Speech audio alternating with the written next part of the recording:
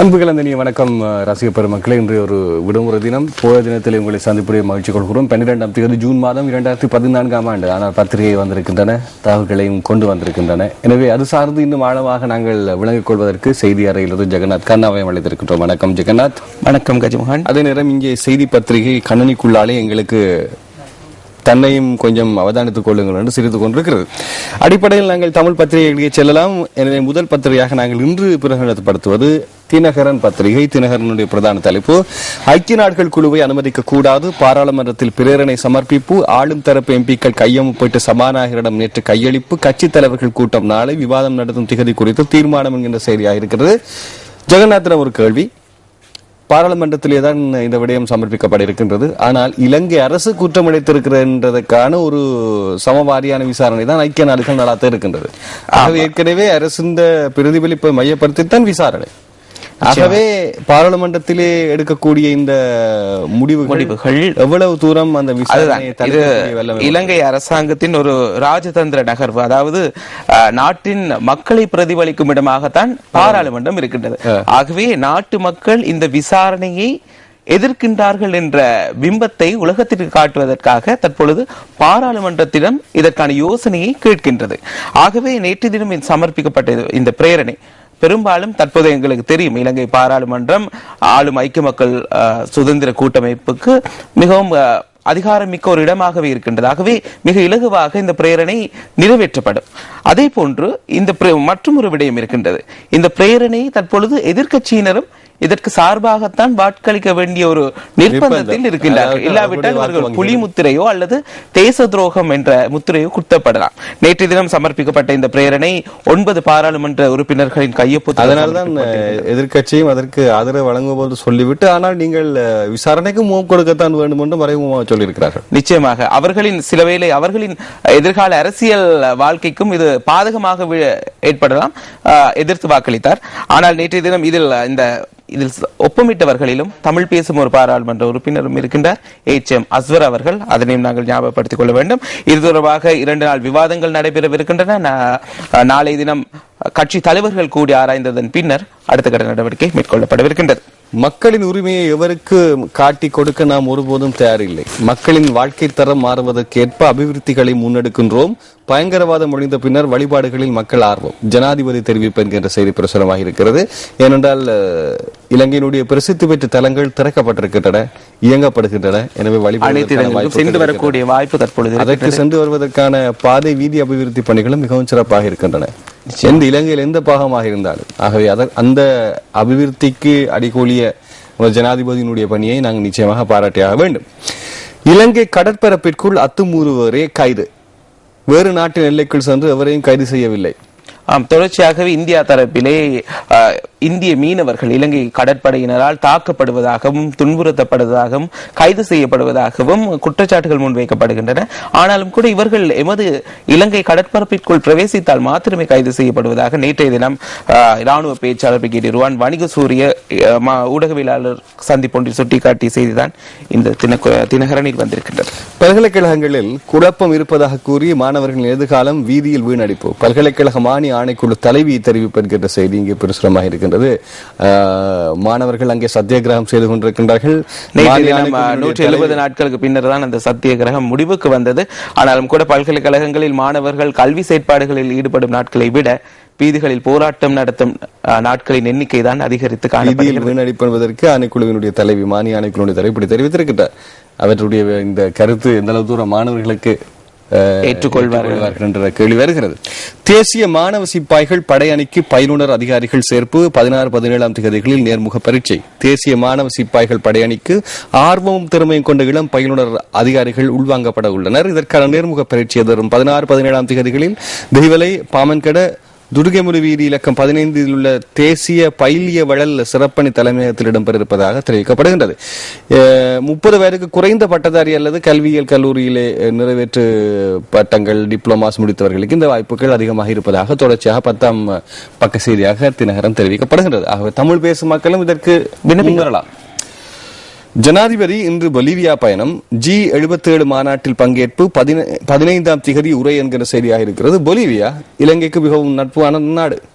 நிச்சயமாக தற்போதைய சூழலில் நட்பு நாடுகளுக்கு தான் தொடர்ச்சியாக ஜனாதிபதியும் சென்று வருகின்றார். அதன் ஒரு கட்டம் G77 மாநாடு மிக முக்கியமான ஒரு மாநாடாகவும் இருக்கின்றது. ஜனாதிபதி கலந்து கொண்டு இன்றைய தினம் புறப்பட்டு கடந்த ஐக்கிய நாடுகளுடைய அரங்கிலே இலங்கை சார்பாக பணியாற்றிய நாடுகளுக்கு தொடர்ந்து ஜனாதிபதி சென்று வருவதை நாங்கள் அவதானிக்கக்கூடியதாக இருக்கிறது. அடுத்து இன்று பொசான் பண்டிகை என்கின்ற செய்தி புகைப்படத்தோடு பௌத்த சமய போதனையானது வாழ்க்கையின் போக்கின் அடித்தளம், மிகவும் உண்மை. புத்தரினுடைய பகவான் மிகவும் சிறந்த கருணை நட்பண்புகள் எல்லாம் கூறிவிட்டு சென்றிருந்தார். ஆனாலும் கூட அதை எவ்வாறு தற்போதைய சமூகம் பின்பற்றுகின்றது என்பதுதான் கேள்வியாக இருக்கின்றது. அனுராதபுரத்தில் பொசன் தேசிய நிகழ்வுகள், ஜனாதிபதி தலைமை, 20 லட்சம் பக்தர்கள் எதிர்பார்ப்பு, நீராடு மட்டு குளங்களை உள்ளடக்கி உயிர்காப்பு குழுக்கள், 18 பாடசாலைகள் பூட்டு, விசேட போக்குவரத்துகள் என்ற செய்தியாக இருக்கிறது. இந்த பொசன் என்றாலே அனுராதபுரம் சிறப்பு பெறும், இன்றும் அப்படி. அடுத்த செய்தி, பௌத்த மக்களின் புனிதம் நிறைந்த பொசன் நன்னாள் என்கிற செய்தியை இன்றைய தினம் தினகரனுடைய ஆசிரியர் தலைங்கமாக பதிவாகி இருக்கிறது. அடுத்து நாங்கள் செல்லலாம். வெள்ளம் வந்தது, மண் சரிவு இடம்பெற்றது, இயலுமானால் பூமி அதிர்ச்சொன்றியம் உருவாக்கி இவை எல்லாவற்றிற்கும் அரசுதான் காரணம் என்று கூறி சாடுவோம் என்று சுந்தரி வழமை போல் அரசு புகழ் பாடுவதிலே தனது காலத்தை கடத்திவிட்டார். இது தினகரன் பத்திரனுடைய கார்ட்டூன். அடுத்து நாங்கள் வீரகேசரனுடைய செய்திகளுக்கு செல்வோம். ஐக்கிய நாடுகள் விசாரணைக்கு அனுமதிக்க கூடாது, பாராளுமன்றத்தில் ஆளும் கட்சியினால் பிரேரணை சமர்ப்பிப்பு நாங்கள் பார்த்துவிட்டோம். இந்தியாவும் விசாரணையை ஏக நேரத்தில் எதிர்ப்பதால் பாரதூரமான விளைவுகள் ஏற்படும், அரசாங்கத்தை எச்சரிக்கிறார் கலாநிதி தான் ஜெயதிலக் என்கிற செய்தியாக இருக்கிறது. ஐநாவுக்கான முன்னாள் இலங்கையின் நிரந்தர வதிவிட பிரதிநிதியாக இருந்தவர் தற்போதைய சூழலில் பார்த்தோம் என்றால், ஒரு பக்கம் ஐநாவை தொடர்ச்சியாகவே அரசாங்கம் விமர்சித்து வருகின்றது. அதன் விசாரணைகளுக்கு ஒத்துழைப்பு வழங்க போவதில்லை என ஏற்கனவே திட்டவட்டமாக அறிவித்திருக்கின்றது. இந்த நிலையில் கொழும்பில் நேற்று முன்தினம் பார்த்தோமானால் அங்கு ஒரு மிக பிரம்மாண்டமான முறையிலே ஒரு பேரணியை நடத்தி இந்தியாவின் தமிழக முதல்வர், குறிப்பாக தமிழக முதல்வரின் உருவ படங்களை எல்லாம் எரித்து தமது எதிர்ப்பை ஒரு சாரார் வெளியிட்டிருந்தார்கள். அதே போன்று தற்போதைய புதிய பிரதமர் நரேந்திர மோடி அவர்களையும் விமர்சிக்கும் வகையில் அவர்கள் கோஷங்களை எழுப்பியிருந்தார்கள். இந்த பின்புலத்தில் பார்க்கும் பொழுது இந்தியாவுடன் நட்புறவையும் பாதித்துக் கொண்டார். இலங்கை தொடர்ச்சியாக ஒரு சவால் மிக்க நிலையை சர்வதேச மட்டத்தில் எதிர்நோக்க நேரிடும் என்பதுதான் தயான் ஜெயதிலகவின் கருத்தாக இருக்கின்றது. குறிப்பாக எமக்கு ஏதேனும் ஒரு பாதகமான சூழல் உருவானால் இந்தியா ஒத்துழைப்பு வழங்கும் என்ற நிலைப்பாடு தற்பொழுது மாற்றம் அடையும் சாத்தியம் இருப்பதாக அவர் சுட்டிக்காட்டியிருக்கின்றார். சொந்த காணிகளில் மக்கள் மீள குடியேற்றப்பட வேண்டும். ஐக்கிய நாடுகள் விசேட அறிக்கையாளர் சலோகா பயானி தெரிவிப்பு என்கிற செய்தி பிரசுரமாக இருக்கிறது. குறிப்பாக ராணுவம் இலங்கை மக்களின் வடமக்களினுடைய வலிகாமம் மக்களினுடைய காணிகளை சுவீகரிக்கின்ற குற்றச்சாட்டு ஒன்று இருக்கின்றது. பல பகுதிகளிலுமே ஆயிரக்கணக்கான யாற்றையோ சொந்த நிலங்களிலே அரசாங்கம் பெரிய பெரிய கட்டடங்களை அமைத்து அங்கே அரசு அதிகாரிகள் அல்லது அரசாங்கத்தினுடைய உயர்மட்டவர்களுக்கான வீடுகள் கூட அங்கு அமைக்கப்பட்டுக் கொண்டிருக்கிறது. நிச்சயமாக பல இடங்களிலே நிரந்தர கட்டடங்கள் பொதுமக்களின் தனியார் காணிகளில் அமைக்கப்பட்டுள்ளதை காணக்கூடியதாக இருக்கின்றது. இவரும் தெரிவித்திருக்கின்றார், அதாவது தற்போது மீள்குடியேற்றப்பட வேண்டியுள்ள பகுதிகளில் இருக்கும் இராணுவ வெளியேறும் திகதி உறுதியான முறையில் மக்களுக்கு அறிவிக்கப்பட வேண்டும். அவர்கள் அங்கிருந்து ராணுவம் வாபஸ் பெற வேண்டும். மக்கள் மீளவும் அவர்களின் சொந்த இடங்களில் குடியமர்த்தப்பட வேண்டும் என ஐக்கிய நாடுகளின் மனித உரிமைகள் பேரவையின் 26வது கூட்டத்தொடரில் நேற்று கலந்து கொண்டு உரையாற்றிய போதுதான் ஐக்கிய நாடுகளின் உள்ளக இடம்பெயர்வுக்குள்ளானவர்கள் தொடர்பான விசேட அறிக்கையாளர் சலோகா பயானி இதனை கூறியிருக்கிறார். ஊடகவியலாளர்களை பாதுகாக்க விசேட செயற்திட்டம் அவசியம், மனித உரிமை பேரவையில் நவி பிள்ளை வலியுறுத்தல் என்கிற செய்தியாக நேற்றைய தினம் ஊடகவியலாளர்களின் பாதுகாப்பு தொடர்பாகத்தான் இந்த அமர்வு இடம்பெற்றிருந்தது. குறிப்பாக 1992ஆம் ஆண்டு முதல் 2000க்கும் மேற்பட்ட ஊடகவியலாளர்கள் கொலை செய்யப்பட்டிருக்கின்றார்கள். இலங்கையிலும் பல ஊடகவியலாளர்கள் கொலை செய்யப்பட்டார்கள். இவர்கள் தொடர்பான அந்த கொலையாளிகள் இன்னமும் சுதந்திரமாக செயற்படும் ஒரு சூழல் தான் இருப்பதாக அவர் சுட்டிக்காட்டியிருந்தார். அந்த ஊடகவியலாளர்களின் பணியின் தன்மை காரணமாகத்தான் அவர்கள் இத்தகைய அச்சுறுத்தல்கள், கடத்தல்கள், கொலைகளுக்கு ஆளாவதாகவும் நேற்றைய தினம் ஐநா மனித உரிமைகள் ஆணையாளர் சுட்டிக்காட்டியிருந்தார். பாவங்களை பாராளுமன்றத்தில் கழுவ பார்க்கிறது அரசாங்கம், மனோ கணேசன் குற்றச்சாட்டு. இதுவும் நேற்று தினம் அந்த பிரேரணை சமர்ப்பிக்கப்பட்டதன் எதிரொலியாக மனோ கணேசன் தெரிவித்த கருத்தாக இருக்கின்றது. குறிப்பாக எதிர்கட்சியினரையும் இதில் இணைத்துக் கொள்வதற்கு அரசாங்கம் முயற்சிப்பதாக நாங்கள் ஏற்கனவே கூறிய கருத்தை அவர் தெரிவித்திருந்தார். ரஷ்ய இலங்கை தூதரகத்தின் உத்தியோகத்தர்கள் விபத்தில் உயிரிழப்பு என்கிற செய்தியாக இருக்கிறது. ரஷ்யாவின் மாஸ்கோவில் உள்ள இலங்கை தூதரகத்தில் பணியாற்றும் பணியாளர் ஒருவர் நேற்று இடம்பெற்ற விபத்தொன்றில் உயிரிழந்ததான தகவல் ஒன்றும், ஐக்கிய நாடுகள் விசாரணை குழுவும் அரசாங்கத்தின் நிலைப்பாடும் ஆசிரியர் தலைங்கம் வீரகேசரனியுள்ளது. அடுத்து நீங்கள் நவி பிள்ளை இங்கே பெரிய ஒலிவாங்கியை வைத்து கத்தினாலும் நாம் கேட்பதாக இல்லை என்று எமது ஜனாதிபதி இருக்கக்கூடிய காட்சி கனியினுடைய கேலி சித்திரமாக இருக்கிறது. இது வீரகேசரி பத்திரிகையினுடைய விடயங்கள். தொடர்ந்து நாங்கள் சுடரொளி பத்திரிகைக்கு செல்வோம். சுடரொளியினுடைய பிரதான தலைப்பு, உண்மையை கண்டறிய அரசு ஐக்கிய நாடுகளுடன் ஒத்துழைக்க வேண்டும், தமிழ் மக்களின் சார்பில் சம்பந்தன் அழைப்பு. இப்ப இவ்வளவு 5 வருடங்கள் போய் திரும்பவும் அதே விஷயத்த சொல்றாங்க, எல்லாரும் கேட்பாங்க என்ன? அனைவரும் இதை தொடர்ச்சியாகவே கோரி வருகின்றது. நேற்றைய தினம் மீண்டும் ஒருமுறை தமிழ் மக்கள் சார்பாக சொல்லி எடுப்பதாக கூறியிருக்கின்றார். ஆனால் இதுவும் அந்த நவி பிள்ளையின் அழுத்தமோ தெரியவில்லை, அந்த ஒளிபெருக்கியில் கூறுவதை போன்றுதான் இருக்கும். பாலியல் வல்லுறவுக்கு உட்படுத்தப்பட்ட நிலையில் புகலிடம் கோருவோரை திருப்பி அனுப்பல் தொடர்பில் விசாரணை, மாநாட்டில் வீட்டின் தெரிவிப்பு என்கிற செய்தியாக இருக்காக திருப்பி அனுப்பதை பற்றி மீள் பரிசீலனை செய்யப்பட இருப்பதாக தெரிவிக்கப்படுகிறது பிரிட்டன். இது பற்றி நாங்கள் இன்னும் அவதானிக்க வேண்டும். சில செய்திகளையும் எடுத்த பின்னர் இலங்கை தமிழரை மீளவும் நாடு கடத்த பிரிட்டன் முயற்சி என்கின்ற இன்னும் ஒரு கட்டமிடப்பட்ட செய்தியும் இருக்கு. ஏற்கனவே இலங்கையில் சித்திரவதைக்குள்ளாகி மீண்டும் பிரித்தானியாவுக்கு சென்றதாக கூறப்படும் ஒரு புகலிட கோரிக்கையாளரை மீளவும் இலங்கைக்கு திருப்பி அனுப்பும் முயற்சியில் பிரித்தானியா ஈடுபட்டுள்ளதாக பிரித்தானிய ஊடகங்களை மேற்கோள் காட்டி இந்த செய்தி வந்திருக்கின்றது.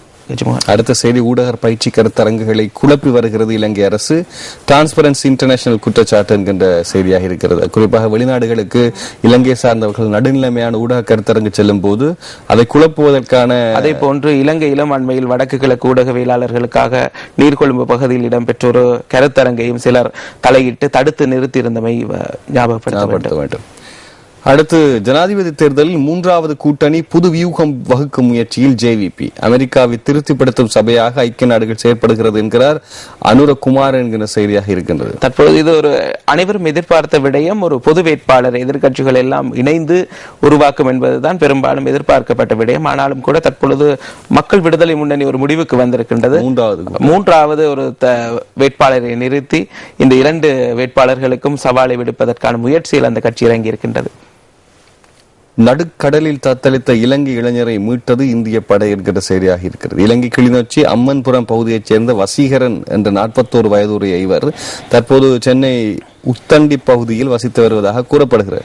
ராமேஸ்வரம் மூலைக்குடா பகுதி நாட்டுப்படகு மீனவர்கள் மீன்பிடிக்க சென்ற போது கடலை தத்தளித்துக் கொண்டிருந்த வசீகரனை கண்டனர். உடனடியாக அவர்களை மீட்டு சங்காமல் கடற்கரை பகுதிக்கு கொண்டு வந்து முதலுதவி சிகிச்சை அளித்திருக்கின்றனர் என்கிற செய்தியாக இருக்கிறது இந்த செய்தி. அடுத்து நாங்கள் வவுனியா மாணவன் தெஹிவலையில் சடலமாக மீட்பு என்கிற செய்தியாக இருக்கிறது. மிக முக்கியமான செய்தியாக இருக்கிறது. 4 மாடி கட்டிடத்தின் கீழே விழுந்து கிடந்த நிலையில் இவரது சடலம் மீட்கப்பட்டிருக்கின்றது. இவர் கொலை செய்யப்பட்டாரா அல்லது இது ஒரு தற்கொலையா என்பது தொடர்பாக இல்லாவிட்டால் தவறி விழுந்தாரா என்பது தொடர்பில் இதுவரை எவ்வித உறுதிப்பாடுகளும் இல்லை. ஆகவே தொடர்ச்சியாக போலீசார் விசாரணைகளை மேற்கொண்டு வருவதாகத்தான் இந்த செய்தி வந்திருக்கின்றது. ஐக்கிய நாடுகள் குறித்த ஜனாதிபதியின் அறிவிப்பும் மறைந்துள்ள ராஜதந்திர வியூகங்களும் என்கிற செய்தி சுடரொளியினுடைய ஆசிரியர் தலையங்கம் மிகவும் ராஜதந்திரமாக எழுதப்பட்டிருக்கிறது. வாசிக்கப்பட வேண்டிய மிக முக்கியமான காலத்தின் அவசியம் அது. சொல்கையும் சேனல் 5 புதிதான ஒரு சேனலை அவர் திறந்திருக்கிறார். சேனல் 4 தான் இதுவரைக்கும் நாங்க இருக்கிறது. அவர் என்ன இப்ப புதுசா திறந்திருக்கிறார். அதை கண்டு எமது இன்னும் கொஞ்சம் தமக்கு இந்த இறுதிக்கட்ட யுத்தத்தில் ஈடுபட்ட பல சம்பவங்கள் தொடர்பான உண்மைகள் தெரியும் என அவர் கூறியிருக்கின்றார். ஆகவே தற்பொழுது புதிய தலையீடு ஒன்று இலங்கை அரசாங்கத்துக்கு ஏற்பட்டிருக்கின்றது. அதுதான் சேனல் 5 அலைவரிசை. ஜேபியுடைய கேலி சித்திரம் அது. ஜேபி எப்போதும் அப்படித்தான். வாழ்த்துக்கள் ஜேபி. இது சுடரொளி பாத்திரனுடைய செய்தி. அதனைத் தொடர்ந்து நாங்கள் தினக்குரலுக்கு செல்வோம். தினக்குரலுடைய பிரதான தலைப்புப்படி இருக்கிறது. ஐக்கிய நாடுகள் விசாரணை குழுவை நாட்டுக்குள் அனுமதிக்க கூடாது, ஆளும் தரப்பு எம்பிக்கள் சபாநாயகருக்கு பிரேரணை முன் அறிவித்தல் என்கிற செய்தியாக இருக்கிறது.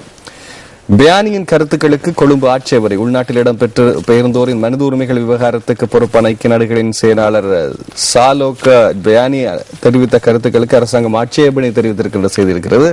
புகலிட கோரிக்கையாளர்களை அதிரடியாக நாடு கடத்தும் ஆஸ்திரேலியா என்கிற செய்தி இங்கே பிரசுரமாக இருக்கிறது.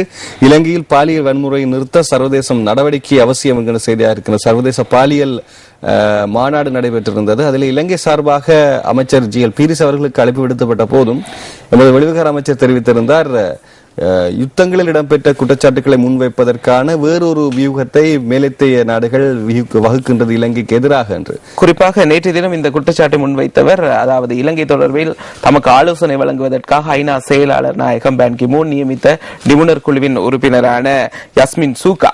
இவர் கூறியிருக்கின்றார், பல்வேறு சந்தர்ப்பங்களில் மக்கள் தம்மை நேரடியாக சந்தித்த போது இது தொடர்பான முறைப்பாடுகளை தெரிவித்திருந்ததாக. ஆகவே இது குறித்து அதாவது மற்றொரு முக்கிய விடயத்தையும் அவர் கூறியிருக்கின்றார். தற்பொழுது இந்த விசாரணைகளின் போது இனப்படுகொலை என்ற வார்த்தையை ஐக்கிய நாடுகள் சபை பயன்படுத்தவில்லை எந்த ஒரு சந்தர்ப்பத்திலும். ஆனாலும் கூட மக்கள் தெரிவித்த கருத்துக்களில் இந்த சம்பவம் இடம்பெற்றிருக்கலாமோ என்ற ஒரு ஐயம் இருக்கின்றது. ஆகவே இது குறித்தும் ஒரு விசாரணை நடத்தப்பட வேண்டிய அவசியம் இருப்பதாக நேற்றைய தினம் அவர் தெரிவித்திருந்ததாக பத்திரிகைகள் இன்று செய்தி வெளியிட்டிருக்கின்றன. அழுத்தம் அதிகரித்துக் கொண்டுதான் போகிறது. ஜனாதிபதி மஹிந்த கடும் அதிர்ச்சி. அதாவது பாகிஸ்தானின் கராச்சி நகரில் உள்ள சர்வதேச விமான நிலையத்தின் மீது பயங்கரவாதிகள் மேற்கொண்ட தாக்குதலை அறிந்து தான் பெரும் அதிர்ச்சி அடைந்ததாக எமது ஜனாதிபதி பயங்கரவாதத்துக்கு எதிரான யுத்தத்தில் பாகிஸ்தானும் இலங்கை என்றும் இணைந்திருக்கும் என்றும் கூறியிருக்கின்றார். செவ்வாய்க்கிரக பறக்கும் தட்டை பூமியில் பரிசோதிக்கிறது நாசா என்கிற செய்தியாக இருக்கிறது. நாசா அங்கேயோ செல்கிறது, நாங்கள் இன்னும் உலகத்திலே தான் இருக்கிறோம். நாங்கள் இன்னும் காலம் கடந்து இன்னும் பின்னோக்கி தான் சென்று கொண்டிருக்கிறோம். பாகிஸ்தான் எதிர்நோக்கும் பாரிய சவால் ஜின்னா சர்வதேச விமான நிலையத்தினுடைய தாக்குதலுக்கு பின்னர் ஐக்கிய நாடுகள் விசாரணைக்கு வருகிறது. பிள்ளையின் கோரிக்கைக்கு பார்லிமென்ட்டின் ஆலோசனை பெற அரசு முடிவு என்கின்ற செய்தி இங்கே இருக்கின்றது. சரியான ஒரு காலத்துக்கு ஏற்ற செய்தியாக பிரதீபினுடைய கேலி சித்திரம் பதிவாகி இருக்கிறது. அந்த வாகனத்தை ஓட்டி வருபவர் தான் பிள்ளை. அதான் சிரிப்பு.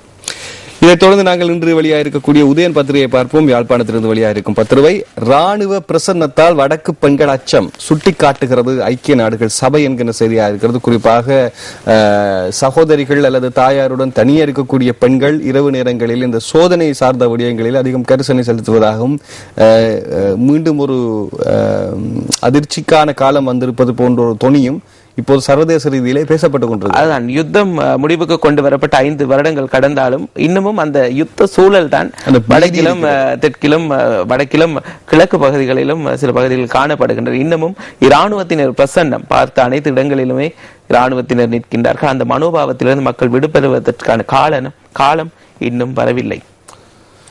படைகளுக்கு காணி வழங்குவதற்கு தடை. முப்படையினரால் அடையாளப்படுத்தப்பட்ட கையகப்படுத்தப்பட்ட நடவடிக்கை எடுக்கப்பட்டுள்ள 25 காணிகளை படையினருக்கு வழங்க வேண்டாம் என்று காணி ஆணையாளர் நாயகத்தினால் வடக்கு மாகாண காணி ஆணையாளருக்கு அறிவித்தல் விடுக்கப்பட்டிருக்கு. இது ஒரு முக்கிய நகர்வு. ஆனால் இந்த நகர்வுகள் மேற்கொள்ளப்படும் நாட்களை பற்றி தான் நாங்கள் சற்று சிந்திக்க வேண்டியிருக்கிறது. நான் நினைக்கின்றேன் தற்கால என்ன ஐக்கிய நாடுகளுடைய நிச்சயமாக அது ஐக்கிய நாடுகள் சபையாக இருக்கட்டும், இலங்கையில் நியமிக்கப்பட்ட கற்றுக்கொண்ட பாடங்கள் நல்லிண காணிக்குழுவாக இருக்கட்டும், அனைவருமே கூறியிருந்த விடயம் பொதுமக்களின் காணிகளிலிருந்து இராணுவத்தினர் வெளியேற வேண்டும் என்பதுதான், அந்த நல்லிணக்க செயற்பாட்டுக்கு வித்திடும் என்பதுதான் யோசனையாக இருக்கு. அதான் அதிகாரப்பூர்வமாக யார் சொல்ல வேண்டுமோ அதான் காணி ஆணையாளர் நாயகமே அப்படி சொல்லியிருக்கிறார் என்றால் அது நாங்கள் மறுக்கலாம் என்ற ஒரு விடயமாக இருக்கலாம். ஆனால் அதிலே மீள குடியமர்த்தப்படவில்லை, மக்கள் செல்லவில்லை, இன்னும் அப்படிதான் இருக்கிற அந்த பகுதி. நிச்சயமாக அடுத்து உரிய அனுமதி பெற்றே வேள்வி நடத்தலாம். கவுனாவத்தை நரசிம்ம வைரவர் ஆலயத்தில் நாளை மறுதினம் இடம்பெறவுள்ள வேள்வி தகுதி வாய்ந்த அதிகார சபையிடம் அனுமதி பெற்று நடத்த வேண்டும் என்ற செய்தியாக இருக்கிறது. நான் நினைக்கின்றேன் இங்கே பலி இடப்படும் வளமை இருக்கிறது போல் இருக்கிறது. ஆனால் இப்போது ஏற்கனவே நீதிமன்றம் சில வருடங்களுக்கு முன்னதாக இதற்கான அனுமதியை வழங்கியிருந்தது. மீண்டும் ஒரு முறை வழக்கு தொடரப்பட்டு அது குறித்த விசாரணைகள் இடம்பெற்று வருகின்றன. உரிய அனுமதி பெறப்பட்டால் அதற்கான அந்த வேள்வி பூஜையை நடத்த முடியும் என நீதிமன்றம் அறிவித்திருப்பதாக இன்று செய்தி வந்திருக்கின்றது. இவை இன்றைய தினம் வெளியாக இருக்கக்கூடிய உதயன் பத்திரிகையினுடைய செய்திகள். தொடர்ந்து யாழ் தினக்குரலை பார்ப்போம். இதுவும் யாழ்ப்பாணத்திலிருந்து வருகிறது. செய்தி இதுதான்: ஐக்கிய நாடுகள் விசாரணை குழுவை நாட்டுக்குள் அனுமதிக்க கூடாது. ஆளும் தரப்பு எம்பிக்கள் சபாநாயகருக்கு பிரேரணை முன் அறிவித்தனர். பார்த்த செய்தி. சர்வதேச விசாரணைக்கு மக்கள் எதிர்ப்பு எனவே என்ன காட்டவே பாராளுமன்ற நாடகம். சர்வதேச விசாரணைக்கு மக்கள் எதிர்ப்பு என காட்டவே பாராளுமன்ற நாடகம். நீங்கள் சொன்ன விடயம் எம்ஐ சுதந்திரம் அவர்கள் சொல்லிருக்கக்கூடிய செய்தியாகவும், குறிப்பாக எமது பாராளுமன்ற உறுப்பினர். இலங்கையில் பாலியல் வன்முறையை நிறுத்த சர்வதேசம் நடவடிக்கை அவசியம், யஸ்மின் சூகா வலியுறுத்துகிறார் என்ற செய்தி நாங்கள் இதை ஆராய்ந்து பார்த்தோம். நிதி நியதி சட்டங்களுக்கு அங்கீகாரம் வழங்க ஆளுநர் அவகாசம் கேட்டதால் சபை ஒத்திவைப்பு. 26ஆம் தேதி வடமாகாண சபை மீண்டும் கூறுகிறது என்கிற செய்தியாக இருக்கிறது. இலங்கையில் நிதி சம்பந்தமாக எங்கே பேசினாலும் ஒத்திவைக்கப்படுகிறது எந்த இடம். நிச்சயமாக இது வடமாகாண சபைக்குள்ள நிதி அதிகாரத்துடன் தொடர்புபட்டது. தற்போது புதிதாக நிதி நீதி சட்டங்கள் அமைக்கப்பட்டிருக்கின்றன. ஆனாலும் இது குறித்து ஆராய்வதற்கு கால அவகாசத்தை வடமாகாண ஆளுநர் கோரியிருக்கின்றார். ஆகவே 2 வாரங்களுக்கு சபை ஒத்திவைக்கப்பட்டு ஆளுநருக்கான கால அவகாசம் வழங்கப்பட்டிருக்கின்றது.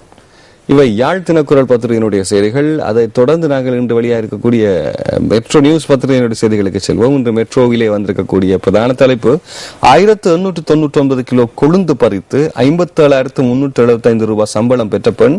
ஒரு சின்ன ஒரு விடயம், உங்களுக்கு கரகோஷம் கொடுக்க தெரியும் தானே? நிச்சயமாக தயவு செய்த ஒரு பெரிய கரகோஷம்.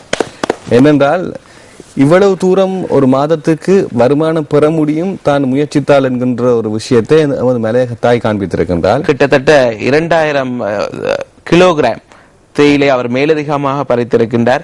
அதே போன்று அதாவது தற்போது இன்றைய காலகட்டத்திலே பலர் வெளிநாட்டு தொழில்களை நம்பி செல்கின்றார்கள். தேயிலை துறையிலிருந்து பலர் விடுபட்டு செல்கின்ற காலகட்டத்தில் இவர் தனது முயற்சியின் விளைவாக இந்த அளவு இலங்கையில் ஒரு புதிய சாதனையை நிகழ்த்தியிருக்கிறார். இதை விட நான் மெட்ரோ நியூஸ் பத்திரிகையாளர்களை மிகவும் பாராட்டுகின்றேன்.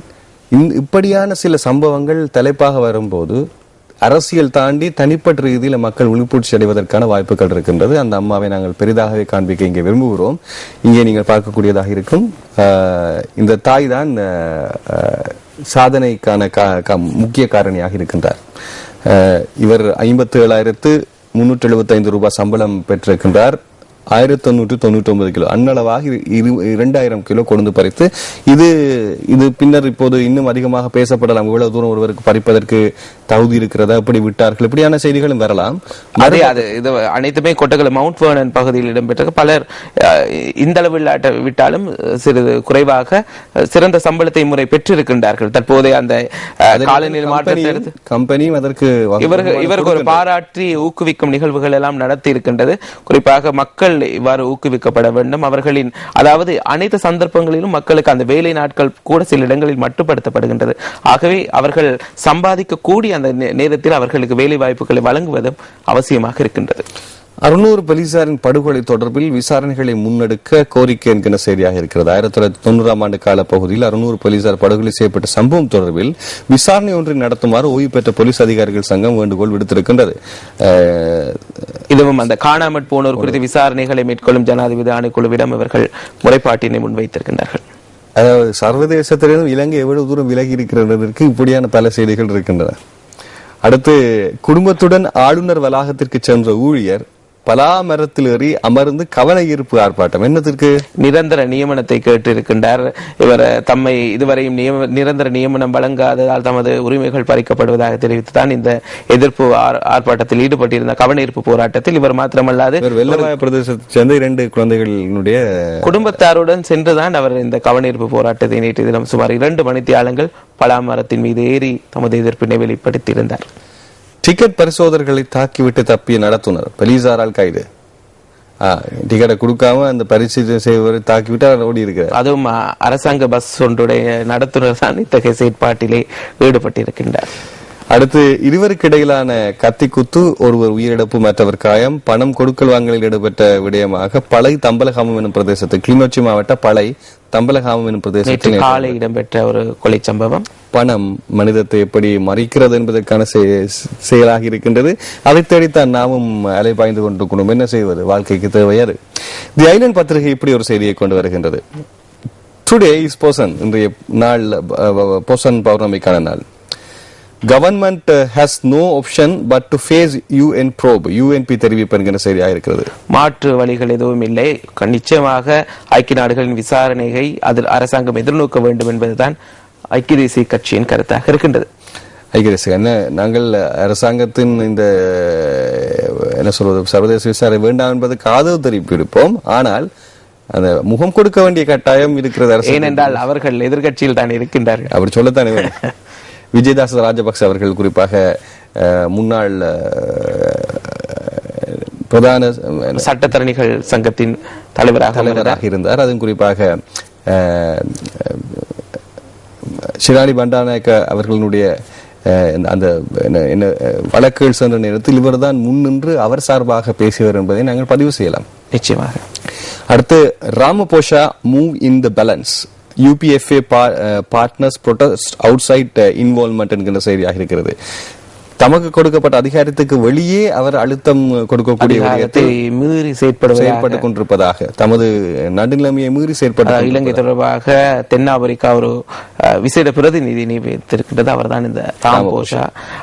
அவருக்கு எதிராக சிலர் எதிர்ப்பு ஆர்ப்பாட்டத்தில் ஈடுபட்டதாக தான் இந்த செய்தி வந்து டெய்லி மிரர் பத்திரிகையுடைய செய்தி.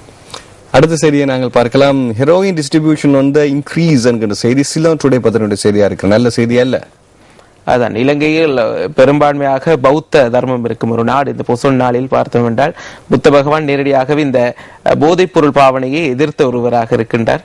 ஆனாலும் கூட நாட்டில் தொடர்ச்சியாகவே இந்த heroin 350,000 and several suspects have been taken into custody. இதுவரையும் கண்காணிக்கப்பட்டு கைது செய்யப்பட்டவர்கள் 3,50,000. அப்படி என்றால் தப்பித்துக் கொண்டிருப்பவர்கள் எத்தனை என்பது உங்களுக்கு தெரியும். ஒவ்வொரு வீதியிலும் யாரோ ஒருவர் இந்த ஹெரோயின் பிசினஸ்ல இருந்து கொண்டுதான் இருக்கிறார். நிச்சயமாக பல முக்கிய புள்ளிகள் சுதந்திரமாக முக்கிய இடங்களில் அதிகரித்துக் கொண்டிருப்பதாக ஹெரோயினுடைய வியாபாரம் இலங்கையிலே அதிகரித்துத்தான் கொண்டு செல்கிறது என்கிற செய்தியாக முன்னர் மில்லிகிராம் அளவில் பேசப்பட்ட தற்பொழுது தொன்கள் அளவில் பேசும் நிலைக்கு வந்திருக்கின்றது. சிலோனுடைய பிரதான தலைப்பாக இருக்கிறது. கிரை ரேப் அவாய்ட் டெப்ரேஷன் என்கிற செய்தியா டெபோரேஷன்ஸ் என்கிற செய்தியாக இருக்கின்றது. Tamil asylum seeks posting huge problem to host countries, diaspora behind the move.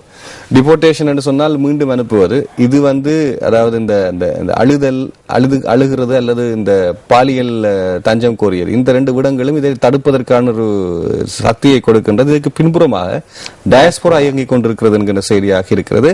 Tamil asylum seekers posting huge problem to host countries. இந்த நாடுகளுக்கு அதாவது இங்கிருந்து செல்லக்கூடிய அந்த புகலிட கோரிக்கையாளர்கள் பெரும் பிரச்சனையாக தற்பொழுது மாறி வருவதாக நேற்று தினம் ராணுவ பேச்சாளர் தெரிவித்த கருத்து தான் இங்கு வந்திருக்கின்றது. கிரை ரேப் அவாய்ட் டிபோர்டேஷன் என்ற செய்தியாக இருக்கின்றது. அடுத்து நாங்கள் அடுத்த செய்திக்கு செல்லலாம். சிங்கள பத்திரிகைகள் என்ன கொண்டு வந்திருக்கிறது என்று அந்த அடிப்படையில் இன்று வெளியாகியுள்ள திவைன பத்திரிகையினுடைய பிரதான தலைப்பு கண்டெம் சீனி ஹொரப்பாறை. அதாவது ஏற்கனவே நீதிமன்றத்தின் உத்தரவின் பேரில் சீல் வைக்கப்பட்டிருந்த சில களஞ்சிய சாலைகளுக்குள் சிலர் பிரவேசித்து பல கிலோகிராம் தொன்கள் கணக்கில் சீனி எடுத்து தற்பொழுது சந்தைக்கு விட்டிருப்பதாக இந்த செய்தி வந்திருக்கின்றது. தற்போது சீனி சாப்பிட யோசிக்கத்தான் வேண்டும். அதனை எதிர்ந்த பொசன் தினம் மிகிந்தலே விகாரை பௌத்த தர்மம் போதிக்கப்பட்ட இடம், அதன் புகைப்படமும் இங்கு வந்திருக்கின்றது. அடுத்து லங்காதீப பத்தினுடைய செய்தி. අධිකාරිය නැල්ලූ සීනි මිටි 2000ක් සොරාගෙන විකුණලා சீல் கடா மோதிர கபடாவிட்டு பெணலாம். முகத்துவாரம் பகுதியில் தான் இந்த களஞ்சிய சாலைகள் இருக்கின்றன. நுகர்வோர் அதிகார சபையினால் சீல் வைக்கப்பட்டிருந்த ஒரு களஞ்சிய சாலைகளில் இருந்து 2000 மூட்டை சீனிகளை சந்தைக்கு விடப்பட்டிருக்கிறது. அதை பத்தினுடைய செய்தி. එක්සත් ජාතීන්ගේ මානව හිමිකම් විමර්ශනයට ආණ්ඩුවේ පක්ෂවල සහාය නැහැ. ඒ ජාප තීන්දුව 17 වෙනිදා පාර්ලිමේන්තු කණ්ඩායමේදී ජවිපේ තීන්දුව විවාද දිනය තීන්දුව කළ පසු ප්‍රජාතාන්ත්‍රවාදී පක්ෂ තීන්දුව රටට යහපතක් TNA සහාය වෙයි. இதுதான் அதுல இது இன்னும் TNA சகாயவை என்கிற செய்தி ஒன்று இருக்கு. தமிழ் தேசிய கூட்டமைப்பு ஆதரவு தெரிவிக்கும் ஆதரவு என வந்திருக்கின்றது. பார்க்கலாம். இப்பொழுதுதானே பிரேரணை சமர்ப்பிக்கப்பட்டிருக்கின்றது. ஆகவே இதை நாளை தினம் கட்சி தலைவர்களின் கூட்டம், அதனை தொடர்ந்து விவாதங்கள் எல்லாம் நடைபெற இருக்கின்றன. மௌபிம பத்திரிகை இன்று இந்த பொசோன் தினத்தை ஒட்டி இலங்கை அரசியலில் ஈடுபாடு காட்டுகின்ற சில முக்கிய தேரர்களை கொண்டு தமது தலைப்பை எழுதியிருக்கின்றது. எதா லங்காவ லோகய பிலிகத்தை சதாச்சாரின் பிறனூர் அட்டக்லேசாய் பண்புள்ள நாடு என்பதை உலகம் முழுவதும் அறியப்பட்டதாக இருந்தது. தேசபாலனக்ஞன்கே ஹசிரீம் கன கலக்கிரீமக் கதிவேலா. அரசியல்வாதிகளின் செயற்பாடுகள் பொழுது ஒரு சந்தேகத்துக்கிடமாக மாறிவிட்டது. அதை பற்றி நாங்கள் சிந்திக்க வேண்டிய காலம் வந்துவிட்டது. ரஜ்ஜுருவான் ரட்ட பாலனை கலே புதுதஹாமට අනුවයි. බෞද්ධ ධර්මතිකමේවේ මන්னர் ஆட்சி புரிந்தார். தர்மத்வீபය යයි කියන රටේ කොහොමද මේ දේවල් වෙන්නේ? தர்மத்வீபம் என்பது இலங்கைக்கான மற்றொரு பெயர். ஆகவே இத்தனை சிறப்புமிக்க இந்த நாட்டில் ஏன் இவ்வாறு சம்பவங்கள் இடம்பெறுகின்றன? தேர்தல்கள் கவலை வெளியிடக்கூடிய செய்தி இன்றைய பொசன் தினத்திலே மௌபிம பத்திரிகை சுமந்து வந்திருக்கிறது. வீர பத்திரிகையுடைய செய்தி. யுத අපරාධ පරීක්ෂණ ශ්‍රී ලංකාවට අනවශ්‍යයි. மந்திரிவரும் 9ගෙන් පාර්ලිමේන්තුවට யோஜனாවක්. இலங்கைக்கு எதிரான போர்க்குற்ற விசாரணை இலங்கைக்கு தேவையற்றது. இது பார்லிமெண்ட் கொண்டு வரப்பட்ட செய்தியாக இருக்கிறது. லக்பிம பத்திரிகையுடைய செய்தி. கமிட்டு பரீட்சண எப்பா அதே செய்தியாக அடுத்து தினமின பத்திரிகையுடைய செய்தி. තවදුරටත් බටහිර රටවල රැඳී සිටීමට කළ ව්‍යාජ ද්‍රවිඩ සරණාගතයන්ගේ ඉල්ලීම් ලක්ෂ ගණනක් ඉවතට. பல்வேறு வெளிநாடுகளிலே அரசியல் தஞ்சம் கோரியிருக்கக்கூடிய தமிழர்கள் பலரது லட்சக்கணக்கான புகலிட கோரிக்கை நிராகரிக்கப்பட்டிருக்கிறது. கொட்டி டயஸ்போராவே உற்சாக விதியாருவே புலி புலம்பெயர்ந்த அமைப்புகளின் முயற்சி நீர்த்து போனதாக இந்த செய்தி வந்திருக்கிறது. ஸ்ரீலங்காவுக்கான வெரதி சித்ரேகுத் மவாபென்னுலா இலங்கையின் இமேஜ் என கூறுவோம் நாங்கள். இலங்கை நட்பெயரை களங்கப்படுத்தும் வகையில் அவர்கள் சித்தரித்திருந்ததாக கூறப்படுகிறது. மே சரணாகத பிரிச பிட்டரட்ட வல்டாத் பராக் இவர்கள் அந்த நாடுகளுக்கும் சுமையாக தற்பொழுது மாறிவிட்டதாக இந்த செய்தி தெரிவிக்கின்றது. ஆகவே வெளிநாடு செல்வர்களே, நீங்கள் அந்த நாடுகளுக்கும் சுமை என்று சுட்டிக்காட்டப்படுகிறது. ஒரு விடயம் இருக்கிறது, நீங்கள் எங்கு சென்றினும் நீங்கள் செயல்பட வேண்டிய கட்டாயம் உங்களுக்கு இருக்கிறது. தப்ப நினைத்துவமாக இருந்தால் எல்லா இடத்திலிருந்து தப்பித்துக் கொண்டுதான் இருப்போம். வாழ நினைத்துவம் என்றால் எந்த வாய்ப்புகளும் நாங்கள் வாழுவோம். எந்த பிரச்சனை இருந்தாலும் தாய் நாட்டில் வாழவும் முடியும். உண்மையான யுத்த பிரச்சனைகளினால் உண்மையாக அல்லோலகல்லோலப்பட்டு உண்மையால் இலங்கை அரசாங்கத்தினுடைய கடுமையான விடயங்களினால் அல்லது வாழவே முடியாது என்று சென்ற உண்மையான புகழக்கூடியாளர்களும் இதனால் தப்புகிறார்கள், பாதிக்கப்படுகின்றார்கள். ஆனால் எங்களுக்கே தெரியும், புகலிட கோரிக்கையாளர் என்று சென்ற எல்லோருமே உண்மையாகவே புகலிட கோரிக்கையாளர்களாக வேண்டும் என்பதற்காக சூழலை உருவாக்கி கொண்டவர்களும் இருக்கிறார்கள். ஆகவே நீங்களே உங்களுக்கு போட்டுக்கொள்ளக்கூடிய ஒரு விடயமா. இதனால் தான் அங்கே வெளிநாடுகளும் இதற்கு இப்படி ஒரு கரசனை காட்ட வேண்டிய கட்டாயத்துக்கு சென்றிருக்கின்றார்கள். அதாவது இப்படி ஒரு நிலையும் வந்திருக்கு. அது எனவே இவை பற்றியும் நாங்கள் சிந்திக்க பல தேவைகள் இருக்கின்றன. சிந்திப்போம். இன்று நாள் அதற்காக ஒதுக்கப்பட்டிருக்கிறது. ஏனென்றால் உலகத்தின் மிகச்சிறந்த சிந்தனையாளர் என்று நான் வரை கூறுவது ஒருவரைத்தான், மறுப்பதற்கும் இல்லை, பெருமையாக கூறுகிறேன். அது கௌதம புத்தர் மாத்திரமே. அவரது புத்தம் என்பதே அவருடைய அந்த அறிவைத்தான் புலப்படுத்த, அந்த ஞானம் எப்படி வந்திருக்கிறது என்பதை ஆராய்ந்து பார்த்தோமாக இருந்தால் அவருடைய தனித்துவம் தெரியும். எனவே சிந்தனை தான் மூல காரணம். சிந்திப்போம். நல்ல ஒழுக்கம் கொண்ட நல்ல ஒரு மாந்தர்களை, நல்ல ஒரு மனிதர்களை உருவாக்குவதற்கான நாளாக இன்று எல்லோருமாக சேர்ந்து நினைத்து கொஞ்சம் நாளை நகர்த்துவோம். நன்றி ஜெகநாத். நன்றி கஜமோகன். தொடர்ந்து நீங்கள் குட் மார்னிங் ஸ்ரீலங்காவுடன் இணைந்திருக்கலாம். விடைபெற்று செல்லும் நான் கனிவன்போடு கஜமோகன். நன்றி, வணக்கம்.